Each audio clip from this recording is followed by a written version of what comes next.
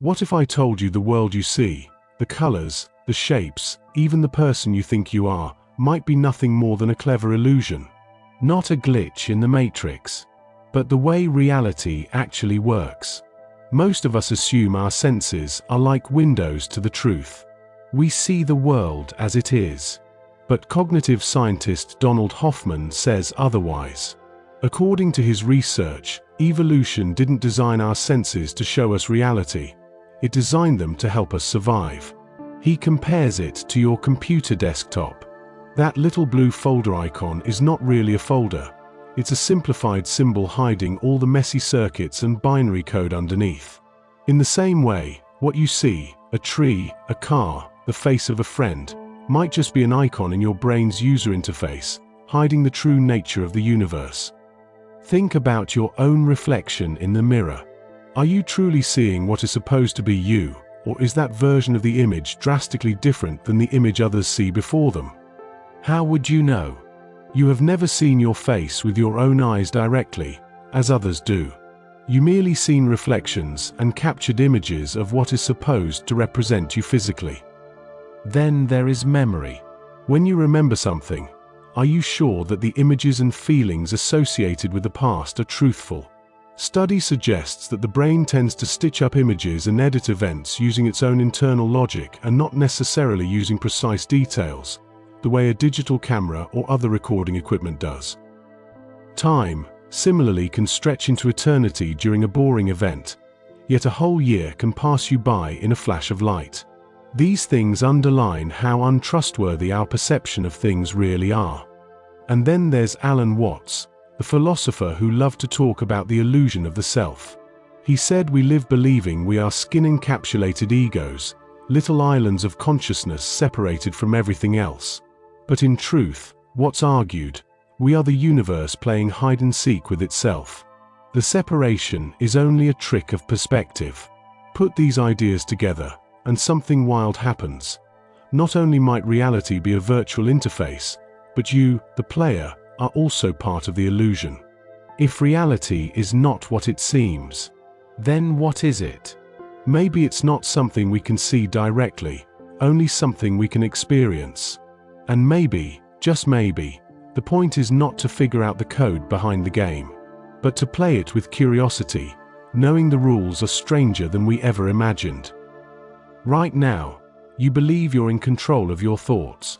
But what if most of what you think, see, and feel is being shaped by invisible forces you barely notice? Think about when you watch a movie or read a good book, how easy it is to get so immersed in the fiction and forget that you are merely an observer and not a participant. In a sense, that fictional world becomes your current reality, the one you observe and absorb, just like your immediate surroundings. From the moment you wake up, your mind is being influenced. Not just by ads, headlines, or social media, those are the obvious ones, but by deeper, subtler forces. Culture is one. The language you speak doesn't just let you communicate, it literally shapes the way you think. In some languages, there's no word for left or right. People navigate using north, south, east, and west.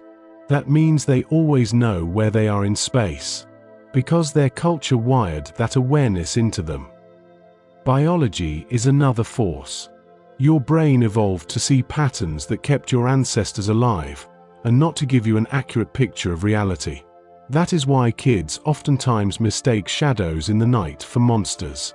Without even trying to turn the light on, they scream loudly to get their parents' attention and protection from these perceived evil creatures. As already mentioned, cognitive scientist Donald Hoffman says your perception is like a computer desktop, filled with icons that hide the messy, complex code underneath. What you see is not the truth, it's a survival interface. Once you adopt an idea, your brain filters reality to fit it. Psychologists call it confirmation bias. It's like wearing tinted glasses. You forget they're on, but they color everything you see. Even the sense of self, the feeling of being a separate you, is shaped by these invisible influences. Philosopher Alan Watts compared it to a mask in a play, convincing, but not the real actor behind the scenes. So, How much of you is really yours? The truth is, you're being shaped every second by culture, biology, language, belief, and history. You can't escape these forces entirely, but you can start to notice them. And when you do, you realize something powerful. The more you see the strings, the more freely you can choose how to dance. What if I told you your brain is lying to you all the time? Not because it's broken, but because deception is exactly what keeps you alive. It sounds like a conspiracy theory until you hear the science. We like to think our senses are like cameras. They record the world exactly as it is. But cognitive scientist Donald Hoffman says that's not true at all. Again, our brain only shows us the information that is only necessary for our survival. Hoffman has run computer simulations where organisms either see the truth about the world or see only what helps them survive. The truth seekers go extinct. The survival-focused creatures thrive. But why is it so? Because truth is complicated. It takes time and energy to process. And in nature, speed and efficiency often mean the difference between life and death. Hoffman uses a simple analogy: your computer desktop. When you drag a file into the trash, you're not actually touching the real circuits and code that store the file. You're using an icon, a simplified, symbolic representation. That's how your senses work. The red of an apple, the warmth of sunlight, the sound of a friend's voice, all icons in your user interface. They're not reality itself, just a convenient model your brain builds so you can act quickly and effectively. This deception doesn't stop at the outside world. It applies to you as well. As Alan Watts once said, we live under the illusion of being isolated, separate from the rest of the universe. But this self is also a mental construction, stitched together from memories, language, and social conditioning. In reality, you are not a separate observer looking out at the world. You are part of the same underlying process. The boundaries between you and everything else exist only in your brain's model, not in the deeper reality. So why this grand deception? Because evolution doesn't care about truth. It cares about fitness, your ability to survive long enough to pass on your genes.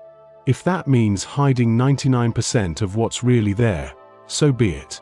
If it means giving you a sense of self that keeps you motivated and cautious, even if that self is not real, your brain will gladly do it.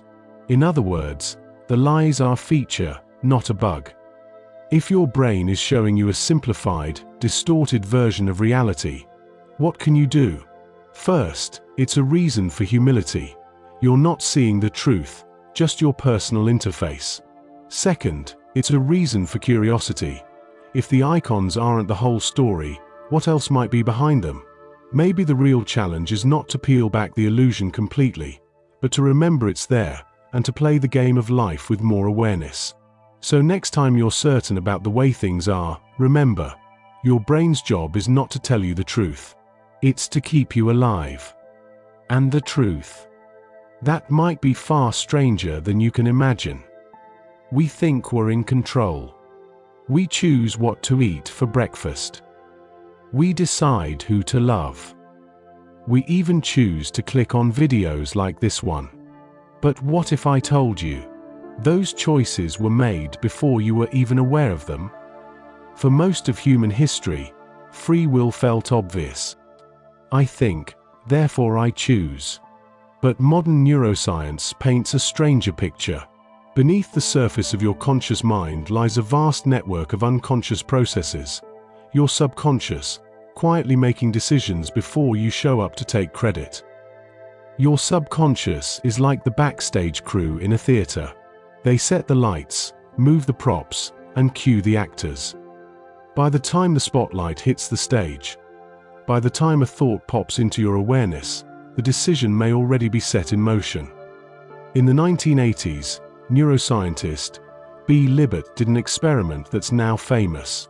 He asked people to flex their wrist whenever they felt like it, while recording their brain activity. Here's the twist: brain scans showed a readiness potential, a spike of neural activity, about 350 milliseconds before participants reported deciding to move. Translation: your brain starts deciding before you think you've decided. Later studies with MRI pushed that gap even further. Some found patterns in brain activity predicting a choice up to 7 seconds before conscious awareness. Your brain is constantly processing information, sensory data, memories, emotional states, and weighing possible actions. Most of this happens below consciousness, because conscious thought is slow and limited. By the time a choice reaches your awareness, it's more like a press release than a live debate. Your conscious mind gets the news, but the decision-making machinery is mostly done. It's tempting to think this means we have zero control, that we're passengers in a machine. But it's not that simple. Your conscious thoughts can still influence the subconscious over time. Habits, beliefs, and long-term goals are shaped by conscious reflection. Think of it like programming a thermostat. You're not choosing the exact moment the heater turns on, but you set the parameters that guide it. Philosophers call this compatibilism, the idea that free will and determinism can coexist. Even if every choice has unconscious roots, we can still be considered free if our actions align with our values, desires, and reasoning. Even if those values are shaped by causes we don't fully control. But whether or not you buy that, the neuroscience is clear. The I who claims credit for your choices might just be a narrator telling the story after the fact. So next time you make a decision, big or small, remember, the conscious self might be the last to know. And maybe true freedom is not about controlling every choice in the moment, but about shaping the mind that makes them. If everything you see, hear, and feel is just an illusion, what's left that's actually real? We like to think of the world as fixed and objective. A table is solid, the sky is blue, your body is you. But neuroscientists will tell you, what you experience is not the world itself. It's your brain's interpretation of signals. Your eyes don't capture reality like a camera. They send electrical impulses to the brain, which constructs an image. Your ears don't hear sound. They send vibrations for the brain to translate. We never meet reality directly. We meet the brain's version of it. Now here's where it gets really weird. When people suffer brain damage, from a stroke, trauma, or disease, sometimes the brain loses a function, and another part takes over. Take neuroplasticity, the brain's ability to rewire itself. In blind individuals, the visual cortex, which normally processes sight, can start processing sound or touch. In people who lose speech centers, other regions can adapt to handle language. It's as if the brain is less like a fixed machine and more like a shape-shifting network, constantly rewriting the code of reality. If your sense of reality can change so drastically based on how your brain is wired, what does that say about what's real? The truth is, reality is not just out there, it's co-created by your nervous system. Two people with different brain wiring can live in two different versions of the same world. For someone with visual agnosia, they might see shapes and colors but can't recognize items. For another with synesthesia, numbers might feel like colors or textures. Which version is true? Maybe neither. Maybe both. So, if everything is an illusion, what's actually real? Not the images in your mind, they change with every blink. Not even the functions of your brain, they can be lost, moved, or transformed. What's real might be the fact that there is something experiencing all of this. The silent witness behind the shifting interface. And maybe, as science learns more about the brain's adaptability, we'll get closer to seeing, or at least feeling, the reality beyond the illusion.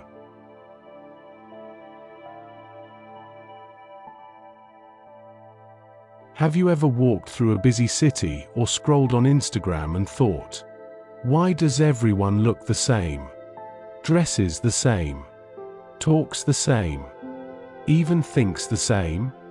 It's like we've all become copies of a template, a factory setting for modern human beings. But how did this happen? Is it just about trends? Or is there something deeper at play in how culture, technology, and psychology are shaping us in today's digital era? Let's have a look at the obvious. Trends. Trends are not new. Fashion, music, and language have always gone through phases. But something's changed. Social media has compressed the trend cycle from decades to months, sometimes even weeks. Consider that the popular TV series South Park manages to produce one animated episode every week, and even that is not necessarily enough to keep up with current events. Online trends sometimes literally come overnight and already begin to fade within the first 3 to 4 days. A typical trend cycle looks something like this. A style emerges on Instagram. It gets copied by influencers, then by mainstream creators, and then by brands. By the time it reaches the average person, the trend is already fading. Psychologists have a name for this: mimetic spread, where ideas and aesthetics replicate like viruses. The faster the medium, the faster the infection, and the moment a new trend arrives, it seems to obliterate the previous one. And with billions of people online, the pool for imitation is massive. Social media, on the other hand, doesn't just spread trends, it standardizes identity. Platforms reward conformity. The algorithm pushes what works, and what works is often what's familiar, easy to digest, and non-threatening to advertisers. That's why Instagram influencers often have the same lighting, same poses, same aesthetic. TikTok creators often use the same sounds, same jump cuts, and the same editing style. You might think you're expressing yourself, but you're unconsciously just doctoring your content to fit what gets views. Sociologist Hoffman described human interaction as performance. Social media is just the global stage, where we keep editing our act to get applause. Interaction is viewed as a performance, shaped by environment and audience, constructed to provide others with impressions that are consonant with the desired goals of the actor. He also uses the example of the doctor who is forced to give a placebo to a patient, fully aware of its impotence, as a result of the desire of the patient for more extensive treatment. In this way, the individual develops identity or persona as a function of interaction with others, through an exchange of information that allows for more specific definitions of identity and behavior. Philosophically, this is not entirely new. In the mid-20th century, thinkers like Herbert Marcuse warned of the one-dimensional man, a society where individual thought gets flattened by mass culture. In Eastern philosophy, there's also the idea of Maya, the illusion of reality, where people mistake the socially constructed world for ultimate truth. When everyone believes in the same illusion, they behave alike, because they are all acting within the same mental template. On the spiritual level, many traditions emphasize finding your own path, cultivating self-awareness, and living authentically. But in a culture where your worth is measured by likes, shares, and followers, external validation replaces inner guidance. It's easier to copy what's already proven than to risk authenticity, because authenticity might not get clicks. This spiritual disconnection can lead to a sense of emptiness, where we mimic others to fill the void. From a psychological perspective, humans are wired for social belonging. In our evolutionary past, standing out too much could mean being banished from the tribe, and being banished from your people could mean death. This instinct still operates today. When we see a certain style, behavior, or opinion gaining approval, our brain says, "That's the safe choice." Add in social proof, the psychological principle that we take cues from others about what's correct or desirable, and you get entire populations adopting the same beliefs, aesthetics, and even personality traits. Sociologically, sameness is also the byproduct of consumer capitalism. Mass production makes it easier and cheaper to buy what's popular. Fashion retailers like Zara or Shein copy high fashion trends and flood the market instantly. Streaming platforms push the same handful of hit shows worldwide. French sociologist Jean Baudrillard warned about this in his work on simulacra, where reality is replaced by symbols and signs. We end up consuming not the thing itself, but the image of the thing. That's why the same coffee shop aesthetic pops up from Brooklyn to Bangkok. It's not about coffee, it's about replicating the Instagrammable vibe. Music and film shape culture, but they have also become more homogenized. Streaming services like Spotify use algorithms to recommend songs similar to what's already popular. Producers then craft songs to fit these trends. Short intros, catchy hooks, repetitive beats, designed for TikTok virality. Hollywood relies on franchises, remakes, and familiar storylines. Why risk originality when you can recycle a proven formula? This is not just laziness, it's economics. Big studios and labels invest where the audience is predictable, which means they feed us the same template content over and over. Modern discourse, online and offline, often encourages ideological conformity. Certain viewpoints or aesthetics signal which tribe you belong to. People start adopting beliefs not because they have deeply examined them, but because those beliefs fit the identity they want to present, or those that they have convinced themselves to take on. Personality becomes a pre-packaged bundle. Hairstyle, political opinions, music taste, all drawn from the same cultural shelf. It's tempting to think this is a unique modern problem, but humans have always copied the dominant styles of their time. Powdered wigs in the 1700s, flapper dresses in the 1920s, Beatle haircuts in the 1960s. What's new is the speed and scale. A hairstyle in Paris can be in New York, Milan, and Seoul within 48 hours. A slang phrase can go from one teenager's TikTok to global usage in a week. So, if everything pushes us towards sameness, how do we resist? Here are a few ways to achieve that. Slow down your consumption. The less you flood your brain with trends, the more room you have for original thought. Seek diverse inputs. Read outside your usual genres. Follow creators from different cultures. Practice self-inquiry. Ask yourself why you like what you like. Is it genuine, or just what's trending? Create without validation. Make something you like even if nobody else does. Philosophically, this is about shifting from other-directed to self-directed living, from being a template to being a creator. We've spent this video exploring why so many of us feel like we're living in a template, repeating the same aesthetics, the same ideas, the same cultural patterns. From social media algorithms to mass consumerism, from philosophy to psychology, the forces pushing us towards sameness are powerful. But here's the question we have to ask ourselves at the end of all this. Does sameness really define us? Or do we still have space to break free? On one hand, conformity is part of being human. We can't escape it completely.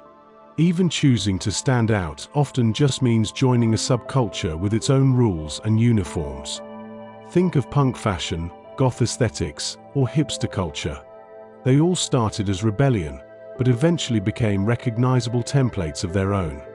So maybe the goal is not to escape influence, but to become conscious of it. The danger is when we copy without noticing, when our playlists, our clothes, our opinions, even our personalities are just recycled content from the algorithm. That's when life starts to feel flat. Because deep down, most of us crave something more. To feel unique, to feel authentic, to feel like our existence means more than playing the role of another template. This is where philosophy and spirituality give us guidance. Philosophers like Herbert Marcuse warn that mass culture creates the one-dimensional man, a person so absorbed by consumer products and entertainment that they lose the depth of critical thinking. Spiritual voices like Alan Watts remind us that the ego, the me we protect and perform, is already a kind of illusion. And when we realize that, a strange thing happens. Instead of clinging to the crowd for safety, we can relax into our own experience.